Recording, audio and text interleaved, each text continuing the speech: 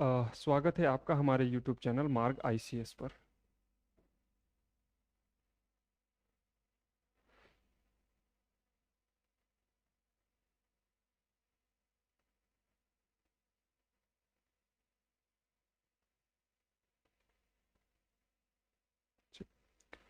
अ, जैसा कि आप लोगों को पता है कि हमने करंट अफेयर की सीरीज शुरू कर रखी है, तो उसी के संदर्भ में आज हम एक महत्वपूर्ण टॉपिक पढ़ेंगे। उत्तराखंड में भू कानून अभी हाल ही में लागू हुआ है। भू कानून के क्या क्या कुछ प्रावधान हैं, एग्जाम पॉइंट ऑफ व्यू से क्या इंपॉर्टेंस रखते हैं अपनी, उसे देखेंगे। और क्यों इसे कानून को लाने की जरूरत पड़ी उसको देखेंगे। UK current affairs. ठीक है। देखो हमारे यहाँ अभी तक भी यूपी यानी उत्तर प्रदेश जमींदारी विनाश एवं भूमि व्यवस्था या सुधार भी कह सकते हैं। सुधार सुधार एक्ट कब का है? 1950 का। इसके अंतर्गत ही क्या था कि जब 2000 में उत्तराखंड यूपी से अलग हुआ, यूपी से अलग हुआ, तो इसी के अंतर्गत हमारे यहाँ लैंड के संदर्भ में चीजें ऑपरेट हो रही थी। इसी के द्वारा ही हमारे यहाँ भूमि का जो खरीद बिक्री है इसके अकॉर्डिंग ही होता था। बट जब 2002 में एनडी तिवारी सरकार यानी नारायण दत्त तिवारी, एनडीटी का मतलब है नारायण दत्त तिवारी, हमारे यहाँ सीएम बने, कांग्रेस पार्टी की सरकार आई, तो 2003 में इन्होंने इस एक्ट में इस एक्ट में संशोधन किया, संशोधन किया। और ये बात कही गई कि आप 12.5 एकड़, आप 12.5 एकड़ तक ही जमीन खरीद सकते हैं, हिली एरियाज में भी। और रहने के लिए 500 वर्ग मीटर। और ये किसके लिए थी? कृषि एवं बागवानी के लिए, कृषि एवं बागवानी के लिए, कृषि एवं बागवानी के लिए। ठीक है। समय बीता और उत्तराखंड में इस बात का इस यह मांग जोर पकड़ने लगी कि उत्तराखंड में एक सशक्त भू कानून होना चाहिए। भू कानून के पीछे काफी लंबे समय से कवायद चल रही थी। और इसी के संदर्भ में दिन प्रतिदिन जैसे जैसे उत्तराखंड आज 25 साल का होने वाला है, तो उसी के संदर्भ में समय समय पर कुछ बदलाव हुए हैं। उन्हीं के संदर्भ में जैसे आज की स्थिति हम पहले समझेंगे, इससे पहले बाद में समझेंगे, इससे पहले क्या हुआ हम उसे देखते हैं। तो 2007 में 2007 में भुवन चंद्र खंडूरी, BC के भुवन चंद्र खंडूरी हमारे यहाँ सीएम बने। बीजेपी लेड गवर्नमेंट हमारे यहाँ आई और इनके द्वारा जो आवास के लिए यानी घर के लिए जो 500 वर्ग मीटर भूमि निर्धारित की थी, इसे घटाकर कितना कर दिया गया? 250 वर्ग मीटर। यानी आप 12.5 एकड़ कृषि और बागवानी के लिए खरीद सकते हैं, बट वहां पर भी 12.5 एकड़ की सीमा कर दी गई। और रहने के लिए आप सिर्फ 250 वर्ग मीटर ही जमीन खरीद सकते हैं। ठीक है। बट इसके बाद 2017 में 2017 में TSR यानी त्रिवेंद्र सरकार के द्वारा त्रिवेंद्र सिंह रावत के द्वारा, जो हमारे यहाँ सीएम बने 2017 में, ये भी बीजेपी लेड ही थे। इनके द्वारा 12.5 एकड़ का जो प्राविधान था उसे क्या कर दिया गया, समाप्त कर दिया गया। एकड़ को आप ऐसे समझें, लगभग लगभग 1 एकड़ में 6 बीघा जमीन होती है, और 1 बीघा में लगभग 2.5 से 3 नाली तक जमीन होती है, ऐसे आप समझ सकते हैं। तो टीएसआर के द्वारा क्या किया गया कि 2.5 एकड़ को भी समाप्त कर दिया गया, और प्लस इसके पीछे बताया गया कि उत्तराखंड की इकोनॉमी को गति मिले, ये बात कही गई। ठीक हो गया।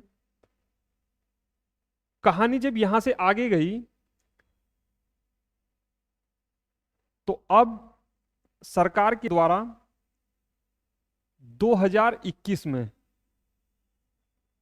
पुष्कर सिंह धामी पीएचडी, पुष्कर सिंह धामी के द्वारा सुभाष कुमार, जो कि हमारे मुख्य सचिव रहे हैं, सुभाष कुमार की अध्यक्षता में एक समिति गठित की गई।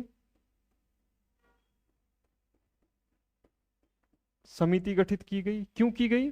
क्योंकि मैंने बताया आपको, उत्तराखंड में लंबे समय से यह मांग चल रही थी कि एक सशक्त भू कानून की यहां पर जरूरत है।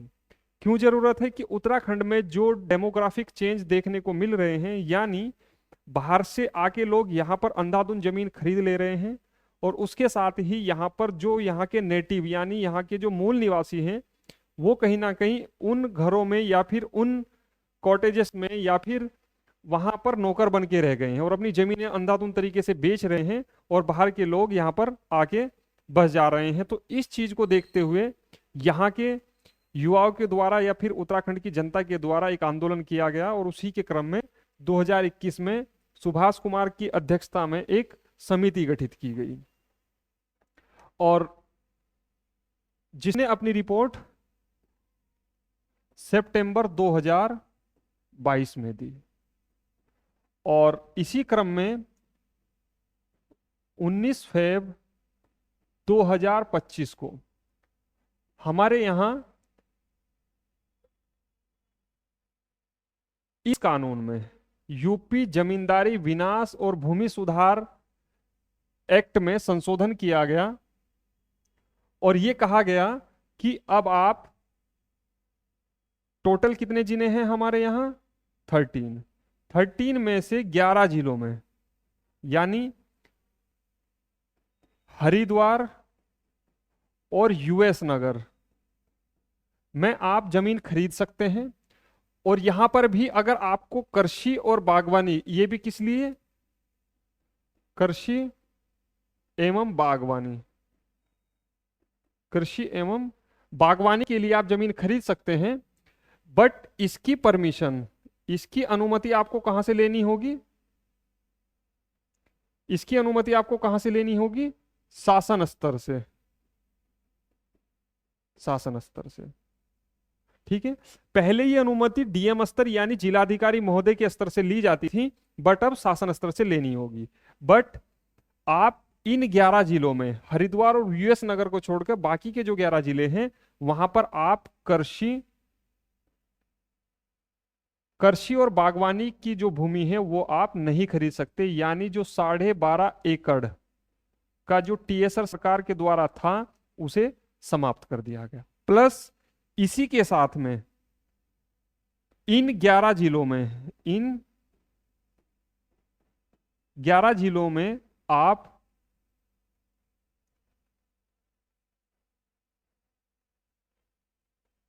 निकाय क्षेत्रों को छोड़कर, यानी म्यूनिसिपैलिटीज एरियाज को छोड़कर, उसके अतिरिक्त आप ग्रामीण क्षेत्र में सिर्फ 250 वर्ग मीटर जमीन आवास के लिए खरीद सकते हैं। ये प्रावधान हुए मोटा माटी। ठीक है, 12.5 एकड़ का क्लोज समाप्त कर दिया गया। प्लस आपके पास यदि कोई एक्स व्यक्ति आउटसाइडर या स्टेट का निवासी नहीं है और वो उत्तराखंड में जमीन खरीदने आता है, यानी उत्तराखंड में उसे जमीन खरीदनी है, तो उसे एक एफिडेविट भी देना होगा कि इस एक्स व्यक्ति के पास अब से पहले, यानी इस कानून लागू होने से पहले, कोई और जमीन उत्तराखंड में नहीं है, नंबर एक बात। दूसरा, उसके परिवार के नाम पर भी कोई भी संपत्ति नहीं है, तो ये एफिडेविट देना होगा। एफिडेविट देना होगा कि आप, मेरे पास 250 वर्ग मीटर से ज्यादा जमीन नहीं है।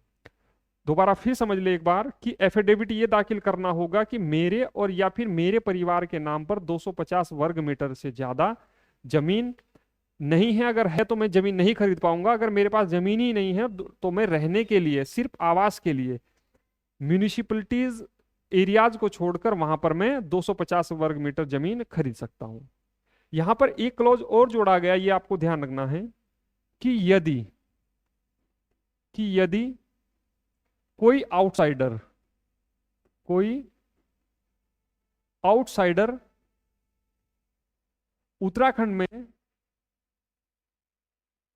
शिक्षण संबंधी गतिविधि, पर्यटन,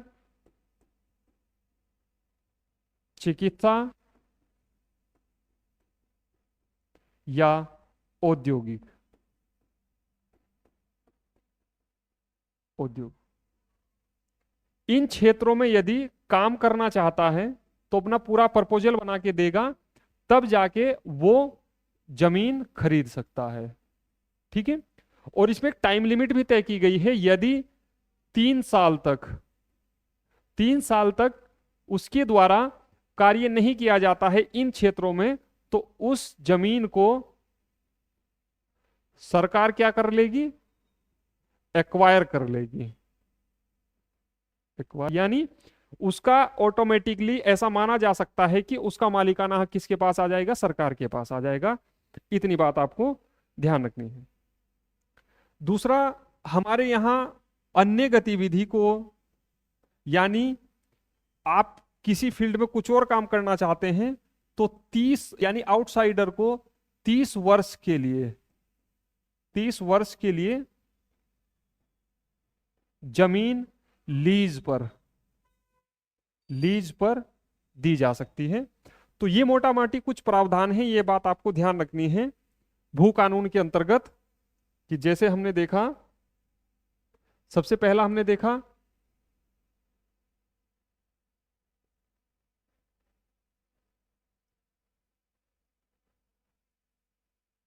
यूपी, इसमें एक्ट में संशोधन किया गया। 1950 का एक्ट है, 2000 में सरकार बनी, 2002 में एनडी तिवारी के ये लिखा आ गया कि 500 वर्ग मीटर आवास के लिए खरीद सकते हैं, प्लस 12.5 एकड़ तक आप जमीन खरीद सकते हैं। उसके बाद की कहानी फिर बीसी खंडूरी के द्वारा 2007 में ये कहा गया कि 500 वर्ग मीटर की सीमा को घटा के 250 वर्ग मीटर कर दिया गया। बट 2017 में जो सरकार आई, उसके द्वारा 12 एकड़ की सीमा को समाप्त कर दिया गया। प्लस उत्तराखंड में इसके पीछे तर्क ये दिया गया कि उत्तराखंड की, ताकि गतिविधियों, इकोनॉमिक गतिविधियों को गति मिल सके, तो उसके लिए किया गया। फिर उसके बाद 2021 में पुष्कर सिंह धामी जी के द्वारा सुभाष कुमार की अध्यक्षता में एक समिति गठित की गई और सितंबर 2022 में इन्होंने रिपोर्ट दी और 19 फरवरी 2025 को एक कानून पारित किया गया, यानी उस एक्ट में संशोधन किया गया और 11 जिलों में कृषि और बागवानी के लिए भूमि को खरीदने को प्रतिबंधित किया गया। और इन 11 जिलों में भी म्यूनिसिपलिटीज, यानी निकाय क्षेत्रों को, निकाय क्षेत्र आप ये समझ सकते हैं कि नगर पालिका, नगर पंचायत या नगर निगम क्षेत्रों को छोड़ते हुए बाहर में आप क्या कर सकते हैं? जमीन खरीद सकते हैं 250 वर्ग मीटर आवास के लिए। प्लस उसी के साथ ही यदि आप 4 क्षेत्रों में, जैसे शिक्षण संबंधी, पर्यटन, चिकित्सा, औद्योगिक, इन क्षेत्रों में यदि आप कुछ काम कर रहे हैं तो आप जमीन खरीद सकते हैं। अगर, और इसके लिए आपको प्रपोजल देना होगा। 3 साल तक यदि आप उस फील्ड में कार्य नहीं करते हैं तो ये जमीन आपसे ले ली जाएगी। इसी के साथ अन्य किसी चीज के लिए भी 30 वर्ष के लिए कुछ जमीन लीज पर भी दी जा सकती है। तो ये मोटा माटी लगभग भू कानून के बारे में हमारे यहाँ जानकारी है। तो सवाल आ सकता है कि आवास के लिए कितनी भूमि हमारे यहाँ अलाउ की गई है, तो 250 वर्ग मीटर, 12.5 एकड़ पहले खरीद सकते थे। कितने जिलों में? 11 जिलों में। कौन कौन शामिल नहीं है? हरिद्वार और उधम सिंह नगर। तो ये था एक टॉपिक, और इसी के साथ हम छोटा सा ऐड कर लेते हैं। अभी हाल ही में उत्तराखंड में नेशनल ई विधानसभा एप्लीकेशन नीवा, ठीक है, यानी विधानमंडल की जो कार्रवाई है, विधानमंडल की जो कार्यवाही है वो क्या होगी? ऑनलाइन होगी। ठीक है, ये सरकार का जो ये कदम है, जुलाई 2015 में डिजिटल मिशन की शुरुआत की गई थी 2015 में। तो उसी संदर्भ में ये एक कदम है, नेशनल ई विधानसभा एप्लीकेशन। विधानमंडल की जो कार्यवाही है क्या होगी? ऑनलाइन होगी। यानी जो हमारे एमएलएज हैं वो जब डेस्क पर बैठेंगे तो यहां पर क्या लगा होगा? एक लैपटॉप लगा होगा, या फिर आईपैड लगा होगा, और उसके द्वारा क्या होगा? उसके द्वारा ही वो अपनी गतिविधि को, यानी कार्यवाही में किसके द्वारा भाग लेंगे? लैपटॉप या आईपैड के द्वारा भाग लेंगे। और इस तरीके से जो सरकार का प्रयास है वो पेपरलेस कार्यवाही या फिर पेपरलेस ऑफिस वर्क, इस पर जाने के सरकार का अपना एक मोटिव है। क्योंकि पेपर बनाने में पर्यावरण का दोहन होता है, पेड़ों की कटाई होती है। तो इस चीज के लिए सरकार के द्वारा और डिजिटल मिशन को आगे बढ़ाने की दिशा में एक महत्वपूर्ण कदम है नेशनल ई विधानसभा एप्लीकेशन, विधानमंडल की कार्यवाही को पेपरलेस बनाने के लिए। तो हमने दो टॉपिक जाने आज, एक मूलतः भू कानून और दूसरा हमने जाना आपका national e Vidhan Sabha application. Thanks for watching, और उम्मीद है कि आपको अच्छा लगा होगा। आप नोट्स बनाते रहें और इन्हें नोट डाउन करते रहें। एग्जाम पॉइंट ऑफ व्यू से जो महत्वपूर्ण टॉपिक है मैं आपके समक्ष लाता रहूँगा। और लाइक और सब्सक्राइब चैनल को जरूर करें और शेयर भी करें। Thank you.